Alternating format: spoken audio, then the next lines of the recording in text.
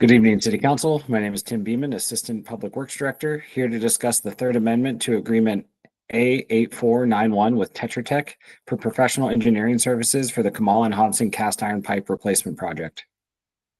The recommendation is that the City Council approve and authorize the mayor to execute a third amendment to an agreement with Tetra Tech to increase the not to exceed amount from $947,000 to $1,051,500 and extend the term through December 31st, 2026 for the additional design work required for the Kamal and Hodson cast iron pipe replacement project.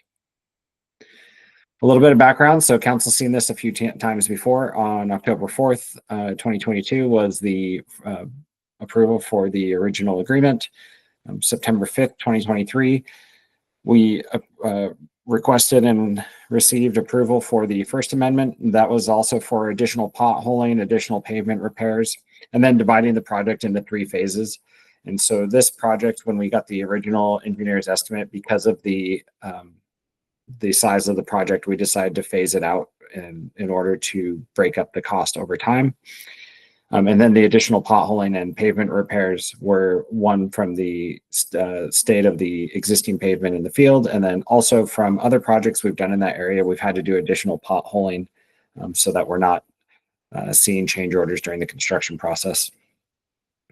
The second amendment came on March 11th, 2024, and that was just adding a subconsultant to the agreement.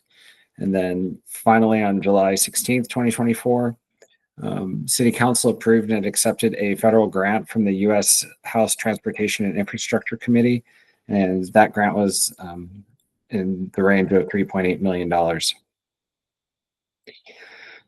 So a little bit of background is, again, due to the engineer's estimate, we ended up breaking it up into 3 phases. And so these maps show the phases and how we're breaking it down. There's Kamala West Phase 1, Kamala East Phase 2, and then the Hobson neighborhood.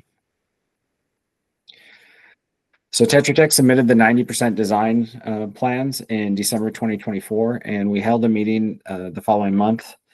We went through all the comments from the design package, and based on those comments, we decided that we wanted to do a little bit more in the design phase to mitigate costly change orders during construction. I want to add to this is that part of the meter relocation details is due to through the information gathered during the AMI project, where we did a survey in the field. And because these are some of our older neighborhoods, the meters are not always located in the standard sidewalk or parkway location. The other items were develop highlighting plans. And so this is to keep people in service while we are constructing.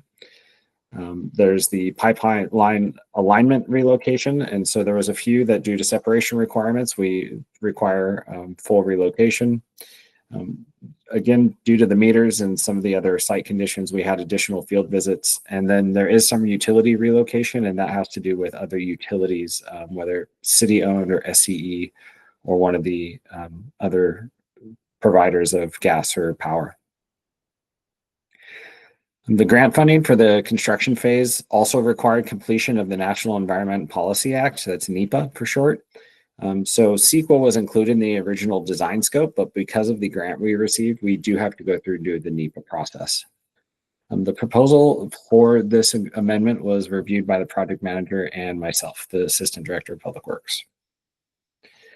The financial impact is the total cost for this third amendment to the agreement, A8491 with Tetra Tech shall not exceed $104,500 with a new contract total of $1,051,500 for professional engineering services. And the Kamala and Hodson cast iron pipe replacement project are funded by Water Operating Fund 601 with the available combined budget of approximately $1,270,652 to fund these projects. This concludes the presentation.